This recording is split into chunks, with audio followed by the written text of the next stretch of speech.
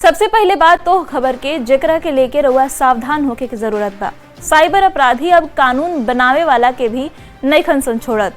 RJD के MLC Mohammad Shoaib के cyber ठगापन झांसा में फंसा के 12 घंटा तक डिजिटल अरेस्ट कर लेलन सा और ओकरा बाद उनका से ठगी कैलन सा। रिपोर्ट देखी।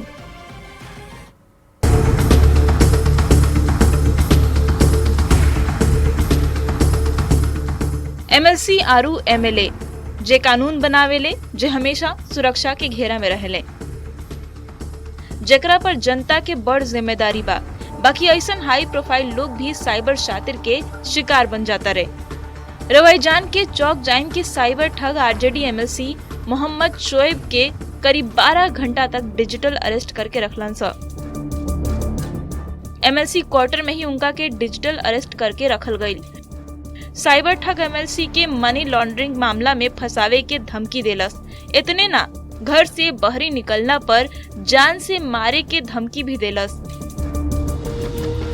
आरजेडी एमएलसी के डिजिटल अरेस्ट कैला के बाद कई गो सवाल उठ रहल बा। आम लोग तो आम लोग, बड़ बड़ अधिकारी, विधायक और नेता भी साइबर अपराध के शिकार बनत रहे। सरकार के तरफ से जागरूकता अभियान चलावे के भी कौनो असर नहीं होत। आखिरकार आरजेडी एमएलसी भी साइबर फ्रॉड से बाच ना पैलन। पटना से न्यूज़ 18 खाती अमित कुमार की रिपोर्ट। चलिए अब खबर के बूझी। आरजेडी के एमएलसी मोहम्मद कारी शोएब डिजिटल अरेस्ट कैल गईलन। साइबर ठग उनका के झांसा देके 12 घंटा तक डिजिटल अरेस्ट कैलन सा। बूझी कि एमएलसी कारी शोएब के साथे आखिर का भइल। साइबर अपराधी 8 अप्रैल के उनका के कॉल कैलस। सुबह 10:30 पर उनका के वीडियो कॉल कैल गई। रात 12 बजे तक मोबाइल के पास एमएलसी के रखल गई। साइबर ठग वीडियो कॉल कैलस, खुद के मुंबई साइबर सेल के अधिकारी बतैलस। एकरा चलते झांसा में आ गईले। उनका से कहलस कि मनी लॉन्ड्रिंग के केस में उनकर नाम आइल बा, यही से उनका के साइबर अरेस्ट कर जाता। अपराधी मोहम्मद शोएब से कहलस कि मुंबई के केनरा बैंक के खाता से जालसाजी के पैसा के लेन देन भइल बा, अवैध तरीका से लेन देन कइल गइल बा, यही से उनका के साइबर अरेस्ट कइल जाता। एकरा साथ ही वो हत्या के बात कह के उनका के डरावे के कोशिश कैलस। कहलस कि अगर वो घर से बहरी निकली हैं तो उनकर हत्या हो सकता, केहू के मदद लेला पर उनकर हत्या हो सकता। ये सब कह के कारी शोएब के डरावे के कोशिश कइल गई। अब आई विस्तार से बूझी कि डिजिटल अरेस्ट का होला। साइबर फ्रॉड के एगो नया तरीका हटे डिजिटल अरेस्ट, जौना में स्क्रीन के सामने केहू के बैठा देल जाला, ई कह के कि रउआ के डिजिटल अरेस्ट कर लेल गइल बा। अधिकारी बन के डरावेलन सा अपराधी। जन अपराधी होलन सा उ कहलन सा कि हमनी के फलाना ढिमकाना विभाग के अधिकारी है जा, आई कह के डरावेलन सा। गिरफ्तारी के धमकी देवेलन सा। घर पर रहे के मजबूर कर देवेलन सा कि कहीं रउआ स्क्रीन के सामने से हट नहीं की सकत। वीडियो कॉल से हटे ना देवेलन सा, केहू के कॉल भी ना करे देवेलन सा कि रउआ केहू से मदद ले सकब। घर में डिजिटल अरेस्ट कर लेवेलन सा। सामने वाला व्यक्ति की एकदम पूरा तरीका से डरा देवेलन सा। गिरफ्तारी के डर दिखा के उनका के स्क्रीन के सामने रखेलन सा और उस साइबर अरेस्ट से छोड़ला के बदले पैसा के मांग कइल जाला, पैसा के ठगी कइल जाला। डिजिटल अरेस्ट से पहले का धमकी देल जाला इहो जान ली। ई कहल जाला अपराधी के जरिए कि कुरियर में ड्रग्स धराइल बटे, बैंक खाता में हेरा फेरी भइल बा, मनी लॉन्ड्रिंग के डर दिखावल जाला। पैसा ना तो लोन दिवावे के कोशिश अक्सर साइबर ठग करेलन सा। यही जरिए ओकनी के अपन झांसा में लोग के फंसावेलन सा। लोन वाला ऐप डाउनलोड करावल जाला। कहल जाला कि अगर वो लोन की जरूरत बटे तो हाई वाला ऐप डाउनलोड कर ली, ओकरा में लोग के फंसावल जाला। कई बेर 2 से 3 दिन तक केहू के डिजिटल अरेस्ट करके रखल जाला। डिजिटल अरेस्ट से बाचे खातिर का कइल जाओ इहो जान ली। जांच एजेंसी चाहे पुलिस के अगर बात करी जाए तो कबहू कौनो जांच एजेंसी चाहे पुलिस कॉल करके केहू के धमकी ना देवेला। जांच एजेंसी चाहे पुलिस कानूनी प्रक्रिया के तहत कार्रवाई करेला। हमेशा डिजिटल अरेस्ट से बाचे के तरीका जानी। डरावे वाला कॉल आए तो तुरंत पुलिस के सूचना दी। चाहे केहू कुछ कहे कि पुलिस के बताइम तो हई हो जाई, पुलिस के सूचना सबसे पहले देवे के बा। 1930 नेशनल साइबर क्राइम हेल्पलाइन हटे, एकरा पर कॉल करके शिकायत दर्ज कर सकतानी। चाहे एक्स पर @cyberdost से भी शिकायत दर्ज करा सकतानी। तरीका अगर वह अपनाई तो वह साइबर ठग के शिकार होके से बच सकतानी, डिजिटल अरेस्ट से बच सकतानी। बढ़ल जाओ आगे। जमशेदपुर में डुमरिया प्रखंड के करीब 13 गांव के 200 परिवार पर धर्म परिवर्तन के दबाव डालल जाता। आरोप बा कि दबाव डाले वाला आरू के हुना गांव के ग्राम प्रधान बाड़े। दबाव इतना हद तक बनावल गईल कि ई सब परिवार के हुक्का पानी भी बंद कर दिल गईल।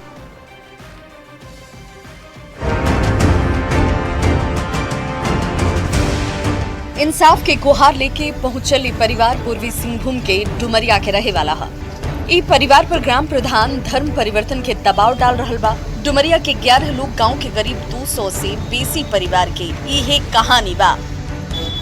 धर्म न बदलला पे ग्राम प्रधान के तुगलकी फरमान से परिवार के सामूहिक बहिष्कार कर दिहल गई बा। हुक्का पानी रोक दिहल गई बा। बुढ़िया मर गई, उसी दिन मृतक शरीर को छोड़ के सब पूरा गांव वाला नाच गाना के लिए चले गया डिब्बा किचन प्रोग्राम में या चंपेश्वर का वहाँ। तो हम इतना बात बोला कि 3 आदमी, मेरा बीबी मेरा माँ अगर क्रियाक्रम में शामिल होगा गांव वाला, तो और हो सकता है ग्राम प्रधान आपका बीबी मर जाएगा तो ऐसा छोड़ के चला जाएगा? नहीं बोला, ये ग्राम प्रधान से पंगा कर रहा है, बहिष्कार कर दो। हम लोग सोहराय महीना माने सोहराय पर्व पूर्णिमा में मनाए, जिसके कारण आज वहाँ 12 परिवार को बहिष्कृत किया है ग्राम प्रधान। पीड़ित परिवार पिछलका कई साल से बहिष्कार के दंश झेल रहल बा। कई बार शिकायत भी कई लोग, बाकी कार्रवाई कोनो ना भई।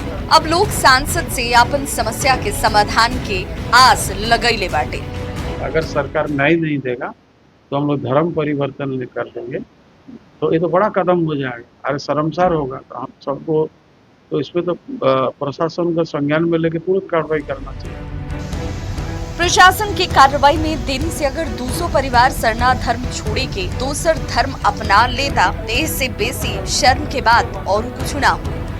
न्यूज़ 18 खातिर जमशेदपुर से आशीष तिवारी की रिपोर्ट। चलिए अब खबर के बूझल जाओ। जमशेदपुर में सरना धर्म मानने वाला लोग रहेले। 13 गांव के लोग पर धर्म परिवर्तन के दबाव बनावे के मामला सामने आयल बा। 200 परिवार पर धर्म परिवर्तन के दबाव बनावल जाता। गांव के ग्राम प्रधान पर दबाव बनावे के आरोप लागल बा, जेकरा पर गांव के लोग के जिम्मेदारी रहेला। परिवार के हुक्का पानी बंद कर दिल गई, ऐसे कहे कि वो धर्म परिवर्तन नहीं लोग करत। सांसद से लेकर के डीसी तक की परिवार के लोग गुहार लगा चुकल बा कि हमनी के साथे अन्याय होता। ए परिवार के गुहार पर अबही तक कौनो सुनवाई नहीं भइल। कार्रवाई ना भइला पर अभी कुल परिवार धर्म परिवर्तन के चेतावनी देले बाटे कि अगर हमनी के मदद समय पर ना कल जाई तो हमनी के धर्म परिवर्तन कर सकता नहीं जाए। यही से वो डीसी से लेकर के सांसद तक अब मदद के गुहार लेके पहुंचल बा लोग। बढ़ल जाओ आगे, अब कुछ सियासी खबर पर भी नजर डाल ले जाओ। पटना में भइल महागठबंधन के बैठक में भले ही तेजस्वी यादव के सीएम उम्मीदवार घोषित ना कइल गई, बाकी आरजेडी के सांसद मनोज झा कहत बाड़े कि तेजस्वी के चेहरा पर सवाल कइल गलत बाटे। तेजस्वी के सीएम उम्मीदवार बनल तय बा। मनोज झा के बयान पर एनडीए के नेता तंज कस रहल बाड़े, जबकि कांग्रेस के कहनाम बा कि चेहरा बैठक में तय हुई। तेजस्वी यादव जी ने तो जो बिगुल फूंक दिया, उसकी लकीर लंबी है।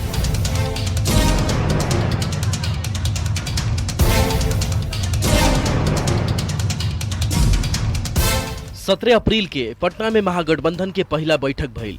हाथ में हाथ मिलाकर एकजुटता वाला तस्वीर भी खिंचावल गई, लेकिन बैठक में यह बात के जवाब ना मिलल कि तेजस्वी यादव महागठबंधन के सीएम उम्मीदवार हुई हैं कि ना।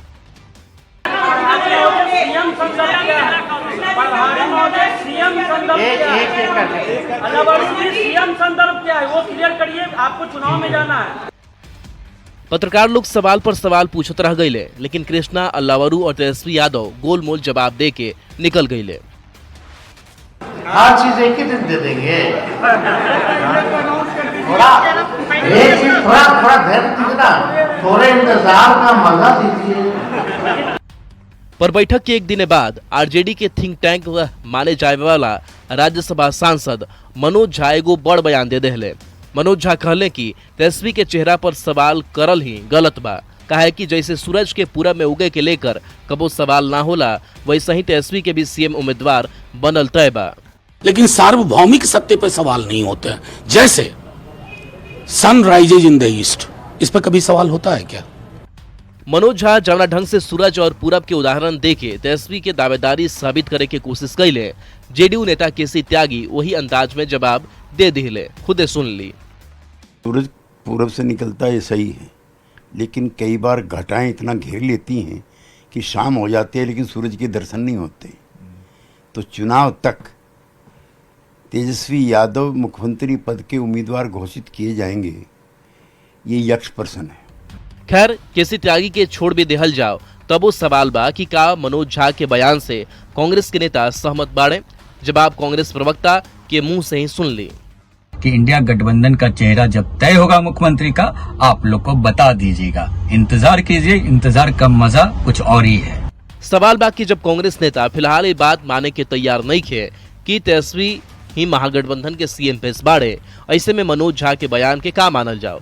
का आवे वाला दिन में महागठबंधन के अंदर चेहरा पर चिकचिक और बढ़े वाला बा? न्यूज 18 खातिर दिल्ली से अमितेश सिंह, पटना से अमित कुमार और संजय कुमार के साथ है ब्यूरो रिपोर्ट। चलिए अब खबर के बूझल जाओ। पटना में महागठबंधन के बैठक भइल। ए बैठक में एगो कोऑर्डिनेशन कमेटी बनावल गईल और कोऑर्डिनेशन कमेटी के अध्यक्ष बनले तेजस्वी यादव। महागठबंधन के अब खबर के बूझी। कमेटी के अध्यक्ष के बनल तेजस्वी यादव। महागठबंधन के सीएम फेस पर बाकी फैसला अबही नइखे भइल। एजेंडा के एकजुटता से आगे बढ़ावे पर फैसला भइल बा। महागठबंधन के बैठक के रिजल्ट का भइल अब इहो जान लिही कि आखिर पेंच कहां फंस रहल बा। कोऑर्डिनेशन कमेटी के अध्यक्ष बनावल गईल तेजस्वी यादव के ई तय हो गइल बा। महागठबंधन के सबसे बड़ा चेहरा बढ़न तेजस्वी यादव, इहो बात सभे जाना था। बाकी महागठबंधन के सीएम उम्मीदवार के ह ई अबही तक तय नइखे भइल। महागठबंधन के सामने चुनौती बा का बाटे इहो बुझली। सभी पार्टी में तालमेल बनावे की चुनौती महागठबंधन में बाटे। सीट बंटवारा के पेंच सुलझावे की चुनौती सबसे बड़का बा। सीएम फेस पर जौन खींचतान चल रहल बा ओकरा के खत्म कईल बहुते बड़ चुनौती महागठबंधन खातिर बा। अब दोनों गठबंधन की हकीकत पूछी। अगर एनडीए के बात करी जा तो 2025 में 225 सीट जीते के लक्ष्य एनडीए रखले बाटे, तो महागठबंधन में अबही तक तालमेल पर पेंच फंसल बाटे।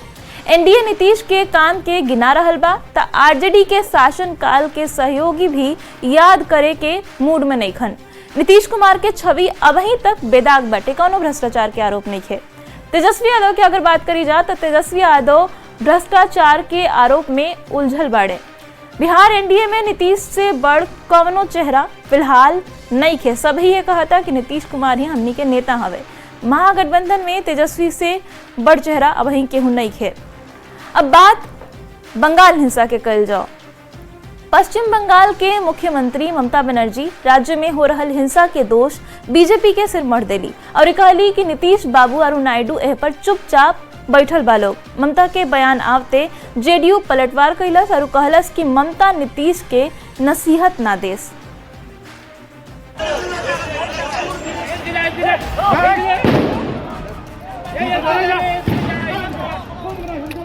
नीतीश बाबू चुपचाप बैठे हैं, पूरा सपोर्ट देता है। क्या तुरंत दे देंगे बीजेपी, तुरंत पावर दे देंगे। इसके लिए पावर के लिए आप आपको दिल भी दे सकता है, आपको खून भी दे सकता है। वक्फ संशोधन बिल के विरोध में पश्चिम बंगाल के मुर्शिदाबाद चल रहल बा। तोड़फोड़, आगजनी और हिंसा से हुइचा के लोग के जियल मुहाल हो गइल बा। जान बचावे खातिर कई गो हिंदू परिवार के बंगाल से पलायन करके झारखंड के साहेबगंज और पाकुड़ में रिश्तेदार के घरे शरण लेवे के पड़ल। लोग का ऊपर बहुत हमला हुआ है। हम लोग वहाँ से बहुत कष्ट करके यहाँ पर भाग कर आए हैं। पश्चिम बंगाल में धधक रहा हिंसा के आंच से बिहार के सियासत भी गर्मा गई। काहे कि पश्चिम बंगाल के मुख्यमंत्री ममता बनर्जी एकरा खातिर बीजेपी के दोषी बतैली। साथ में बिहार के सीएम नीतीश कुमार और चंद्रबाबू नायडू के चुप्पी पर सवाल उठा देली। अब देखिए चंद्रबाबू नायडू चुपचाप बैठे हैं, चुपचाप बैठे हैं। नीतीश बाबू चुपचाप बैठे हैं। नीतीश कुमार पर ममता बनर्जी के बयान पर जेडीयू नेता तुरंत पलटवार कैले और कहले कि नीतीश के ममता बनर्जी नसीहत ना देस कहा कि नीतीश के 20 साल के राज में कोनो दंगा नहीं के भइल, जबकि पश्चिम बंगाल के हाल पूरा देश देख रहल बा। बिहार के मुख्यमंत्री श्री नीतीश कुमार जी को कम से कम ममता बनर्जी जी से तो नसीहत लेने की जरूरत नहीं है। ममता बनर्जी के आरोप पर बीजेपी भी पलटवार कैले। बंगाल में जो आज खून खराबा हो रहा है बड़े पैमाने पर, वहां के माननीय मुख्यमंत्री के संरक्षण में हो रहा है। मुर्शिदाबाद में अबहियो तनाव के हालात बा, जिंदगी जैसे पटरी से उतर गई बा और राजनीतिक दल के नेता एक दूसरा पर आरोप प्रत्यारोप लगावे में लागल बा लोग। पटना से संवाददाता अमित कुमार, हाजीपुर से प्रफुल्ल और दिल्ली से अमितेश के साथ है ब्यूरो रिपोर्ट न्यूज 18। तो जेडीयू के नेता ई काहे कह रहल बाड़े कि नीतीश के ममता से नसीहत लेवे के जरूरत नहीं है। एकरा के बूझे खातिर पश्चिम बंगाल के हालत के बूझल बहुते जरूरी बा। वक्फ कानून के खिलाफ पश्चिम बंगाल में प्रदर्शन शुरू भइल तो हिंसा में तब्दील हो गई। पहले बड़ पैमाना पर मुर्शिदाबाद में हिंसा भइल, फिर दक्षिण 24 परगना के भी हिंसा आपन चपेट में ले लेलस। 10 से 12 अप्रैल के बीच मुर्शिदाबाद में हिंसा भइल। भीड़ बाप बेटा के हत्या कर देलस। हिंदू परिवार के पलायन करे के पड़ल। मुर्शिदाबाद में हिंसा के बाद हिंदू पलायन करके झारखंड के साहिबगंज और पाकुड़ में हित नाता के घरे चल गलन रहे खातिर। बंगाल हिंसा के बाद ममता बनर्जी वक्फ बिल के लेके बीजेपी पर निशाना साध रहल बाड़ी। हिंसा खातिर बीजेपी के आरोप देतरी बिहार के मुख्यमंत्री नीतीश कुमार और आंध्र प्रदेश के मुख्यमंत्री चंद्रबाबू नायडू पर तंज कस रहल बाड़ी कि ई लोग चुपचाप बैठल बा, लोग कुछ बोलत नहीं खे, लोग सपोर्ट करता लोग। अब ये आरोप पर जेडीयू के ममता के जवाब दिल गई बटे और कहल गई कि नीतीश के नसीहत मत देस, काहे कि बिहार में 20 साल में कवनो दंगा नहीं खे भइल, जबकि पश्चिम बंगाल में ममता के शासन फेल बा और पूरा देश ई देख रहल बा। आई अब आंकड़ा से ममता और नीतीश शासन के अंतर के बुझल जाओ। नीतीश सरकार के 20 साल के शासन में कवनो बड़ दंगा नहीं खे भइल, जबकि मीडिया रिपोर्ट के अनुसार 2021 में पश्चिम बंगाल में सांप्रदायिक हिंसा के 30 गो मामला सामने आयल रहे।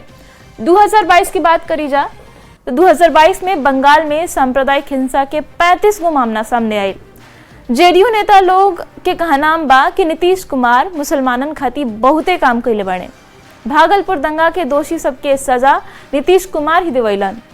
इन्हें बीजेपी नेता लोग के साफ साफ कहना बा कि ममता सरकार के चलते दंगा भइल, पश्चिम बंगाल सरकार दंगाई सबके पनाह देत रहे, यही से दंगा भइल। तो ये पश्चिम बंगाल में भइल दंगा के लेके पूरा सियासत चल रहल बा। खबर के बूझी में अब ही खतियत नहीं, बाकी न्यूज 18 बिहार झारखंड पर खबर का सिलसिला